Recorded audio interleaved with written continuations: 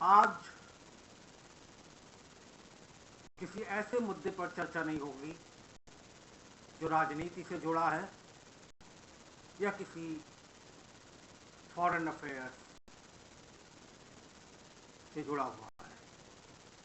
आज बात होगी एक ऐसे हिस्टोरिक मिशन की जिसे अमेरिकी स्पेस एजेंसी नासा ने अभी अभी सफलता के साथ पूरा किया है। जी हाँ, आर्टेमिस 1 जिस पर ओरियन स्पेसक्राफ्ट जो लेके गया और चांद के चारों तरफ उसने चक्कर लगाए और आज ही रात में वो वापस आया भारतीय समय अनुसार और उसने लैंडिंग की। उसकी लैंडिंग ने इस मिशन को सफल करार दिया। आर्टेमिस मिशन क्या कहता है?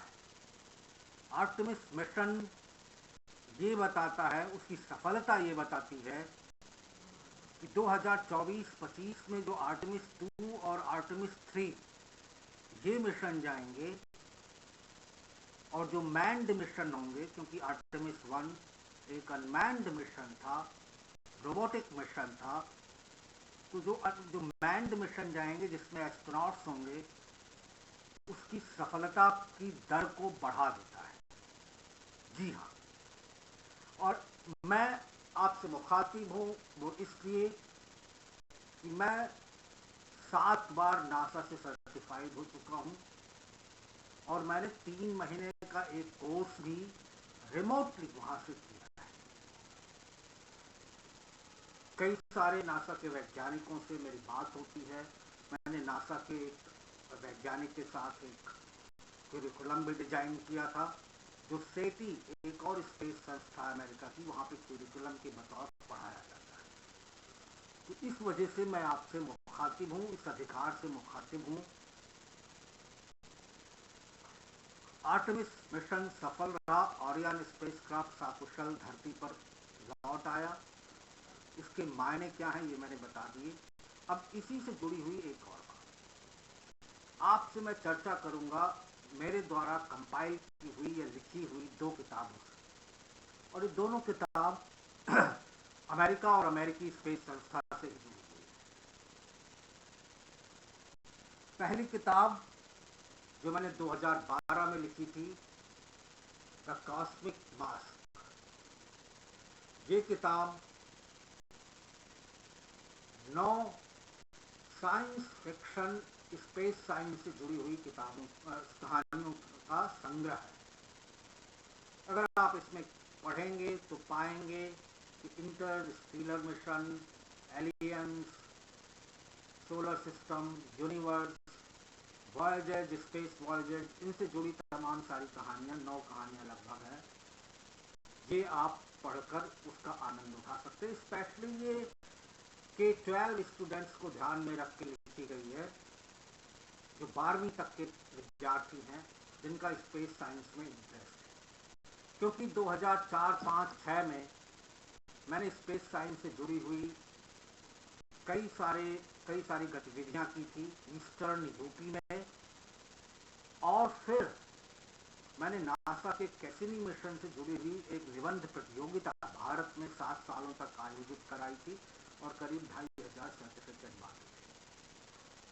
तो ये तो हुई पहली किताब। इसके बारे में मैंने लिखा है कि my childhood which I spent in lap of my mother looking straight in sky in dark and star filled nights exploring universe with naked eyes। ये मेरी आदत में शुमार था कि मैं आसमान में देखता रहता था और वहाँ तमाम सारे ग्रहों, नक्षत्रों को, जैसे आप सुबह उठे तो आपको वीनस या शुक्र तारा बिल्कुल भोर में दिखाई देता, मार्स को आप आइडेंटिफाई करते हैं, जुपिटर को आप आइडेंटिफाई कर सकते हैं, और एक टेलीस्कोप, अगर आप अपने बच्चे का पैशन जगाना चाहते तो एक आप टेलीस्कोप लेकर काफ़ी नज़दीकी अवलोकन कर सकते हैं सैटर्न का, जुपिटर का, वीनस का, नेपच्यून का, प्लूटो का, मरकरी का। मून तो प्रत्यक्ष क्योंकि नज़दीक है, छोटा है सबसे, लेकिन चूंकि नज़दीक है इसलिए दिखाई देता है। दूसरी किताब है NASA the story of manned and unmanned missions. ये मैंने 2016 में लिखी थी और ये 7 माइलस्टोन मिशंस के बारे में बताती है। पहला चैप्टर है हिस्ट्री ऑफ JPL या जेट प्रपोल्सन लैबोरेटरी। ये जो नासा की संस्था है जेट प्रपोल्सन लैबोरेटरी, ये बहुत मशहूर संस्था है। इसकी हिस्ट्री के बारे में स्पेसक्राफ्ट इन हीलियोसेंट्रिक ऑर्बिट दूसरा चैप्टर है, जहां पे किसी भी स्पेसक्राफ्ट की टेस्टिंग होती है। देखिए, नासा के साथ एक बहुत ही मशहूर बात जुड़ी हुई है कि जब नासा का गठन नहीं हुआ तो उसके पहले भी नाका एक संस्था होती थी और फिर स्पेस क्राफ्ट इरा आया। वहां पे स्पेस क्राफ्ट वो होते थे जो यूजेबल नहीं होते थे। अपोलो जो था, अपोलो मिशन 8 से लेके 13 तक वो स्पेस क्राफ्ट था। फिर स्पेस शटल इरा आई, जो 5 अटलांटिस, कोलंबिया, चैलेंजर, डिस्कवरी, ये सारे जो थे जो अब ग्राउंडेड हैं, मतलब वो फंक्शन करना उन्होंने बंद कर दिया है, वो सभी स्पेस शटल थे।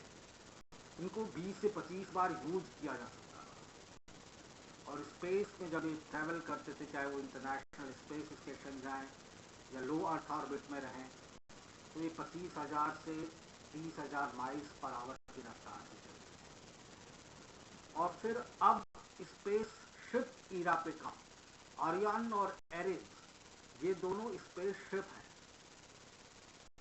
एरिस पे कितना काम हुआ ये मुझे नहीं पता, लेकिन आरियन की टेस्टिंग अभी कल ही सफल हुई है। ये दोनों पर काम एक साथ ही शुरू हुआ था।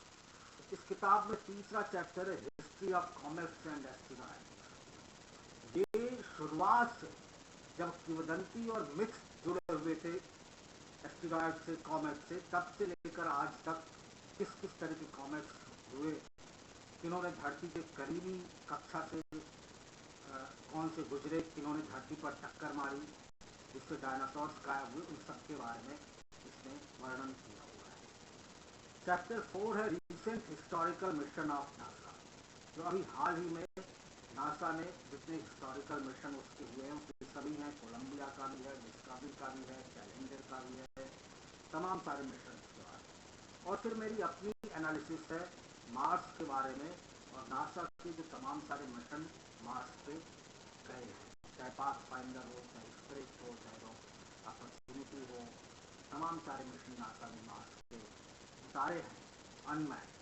और फिर कैसरी मिशन के बारे में, जो अकेला मिशन था, सैटर्न की कक्षा में गया, उसके मून टाइटन पर वो उसने लैंड किया और फिर उसने वहाँ पे पाया कि मीथेन गैस की काफ़ी गहरी गहरी झीलें हैं, लेक्स हैं वहाँ पर। और फिर चैप्टर 7 है जो पूरा का पूरा कोलंबिया मिशन पे आधारित है। इसमें 7 उसके साथ वही हुआ था जो चैलेंजर मिशन के साथ 1984 में हुआ था। चैलेंजर मिशन रवाना होने के दौरान ही 12-16 सेकेंड के अंदर वो एक्सप्लोड हो गया था और कोलंबिया मिशन रवाना होने में उसको कोई दिक्कत नहीं आई थी। वापसी के दौरान, वो री एंट्री के दौरान दुर्घटनाग्रस्त हुआ था, डिसइंटीग्रेट हुआ था और दोनों मिशन में सारे एस्ट्रोनॉट्स उनको जान से दुखदायी घटना है। और इसी वजह से नासा ने आरियन मिशन या जो आर्टेमिस 1 है, इसमें कोई भी संदेह ना रहे, इसलिए पहला मिशन और दूसरा मिशन उसको अनमैन्ड रखा है। जो 2025 में जाएगा वो मैन मिशन। आज के लिए यही चर्चा, फिर मिलेंगे, फिर किसी मुद्दे पर चर्चा करेंगे। तब तक विदा, नमस्कार, धन्यवाद।